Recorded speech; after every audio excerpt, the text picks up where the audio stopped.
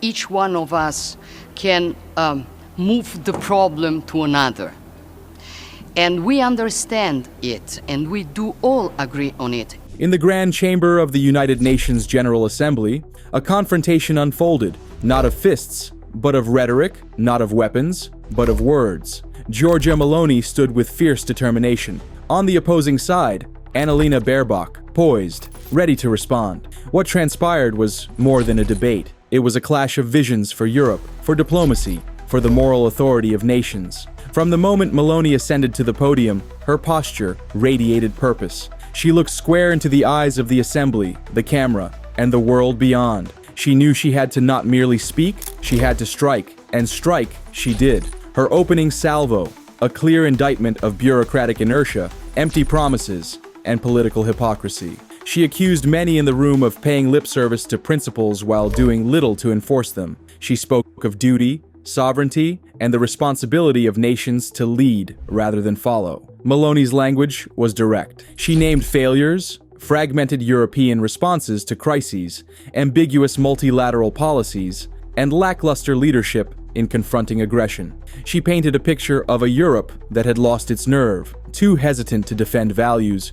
too reluctant to act decisively. And she contrasted that with Italy's own stance: bold, volunteer, unapologetic. In that moment, Baerbock's presence hung in the balance as a symbol of European diplomacy and a representative of nations that champion multilateralism and rules-based order. She rose to speak, her tone measured, firm, but dignified. She responded to Meloni's charges, defending the importance of alliances, of treaties, of collective resolve. She cautioned against division, warned of the dangers in fracturing unity at a time of global turbulence, to coherence, to maintaining the institutions that bind nations together. But Meloni did not relent. She countered once more, pointing out where she felt Europe had failed: in migration, in security, in standing up against threats. She demanded more than words. She demanded action. She challenged the assembly. Do you have courage, or will you hide behind bureaucratic safety nets while leaving people in peril? The exchange grew sharper. Meloni's tone became more insistent.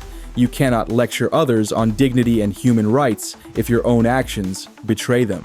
She described the heartbreak of people fleeing conflict, the burdens placed on frontline states, the stark imbalance between aspiration and implementation. She accused certain nations of failing to share responsibility, of outsourcing their burdens to weaker neighbors. Implicitly, she addressed EU policies on migration, burden sharing, and security. At a point, Baerbock invoked the rules of diplomacy, reminding the assembly that international order arises from consensus, from respect for human rights, from cohesion. She countered that unilateral postures, however bold, risk undermining trust and fracturing alliances. She called for patience, compromise, and steadfast commitment to shared norms. Meloni's rebuttal came crisp. Compromise is not betrayal, but hesitation when it costs lives is unacceptable. She argued that Europe must act decisively when values are under threat. She held up Italy as an example, a nation that understands its strategic position, its burdens, its responsibilities. She said Italy will not shy from difficult choices, will not allow rhetoric to become an excuse for inaction. The audience sat rapt. The tension between realism and idealism crackled in the air. Meloni's narrative, that Europe must reclaim its voice, its backbone, clashed with Baerbock's ethos of cooperation, consensus, restraint.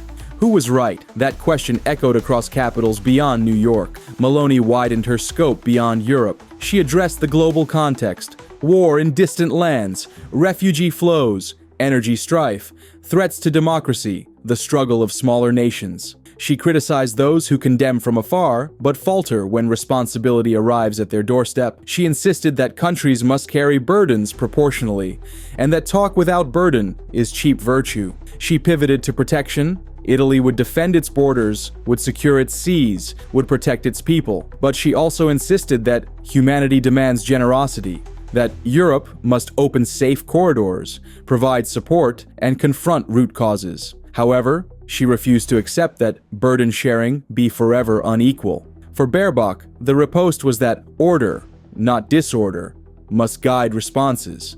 She warned that populist rhetoric can feed chaos, that strength without principle is hollow. She pressed that rules must protect, not be bent to convenience, and that alliances must endure, even when tested. She appealed to shared history, mutual commitments, and mutual obligations.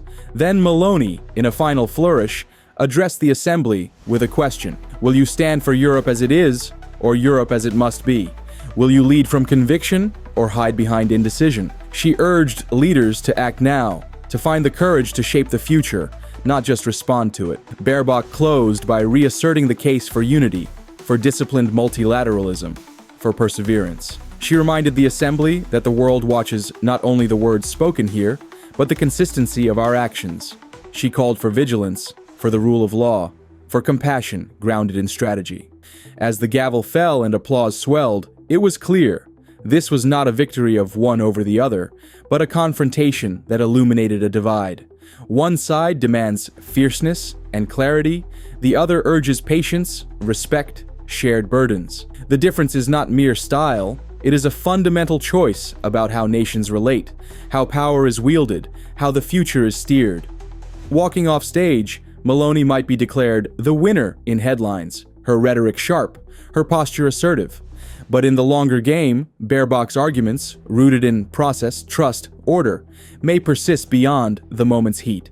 The clash becomes less about personalities and more about the shape of Europe, a Europe of bold nations or a Europe of unified norms, a Europe of leaders who dare or a Europe of institutional guardians.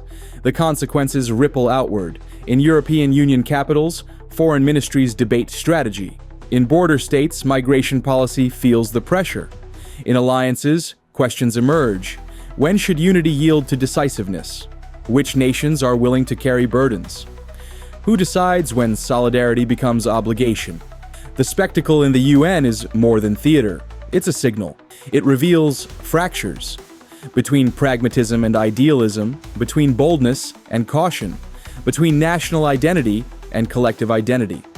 It shows that even the most refined diplomatic arenas are not immune to confrontation.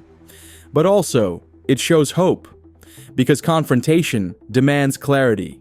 It forces debate, it reveals the stakes, and perhaps it inspires new thinking about how Europe acts, how it leads, how it unites without silencing dissent. In the days after, media analysts dissect every line.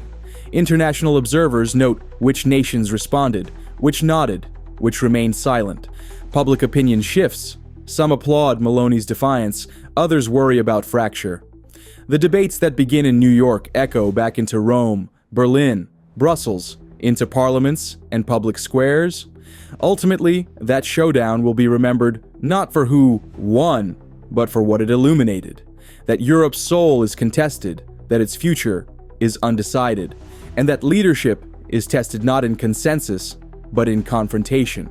The question lingers: what kind of Europe will emerge when words become actions, and when the next crisis demands more than applause?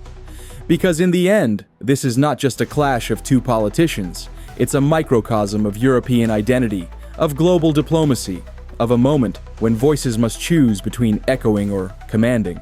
And when the world watches, what we do next will define more than policy. It will define the ethos of a continent.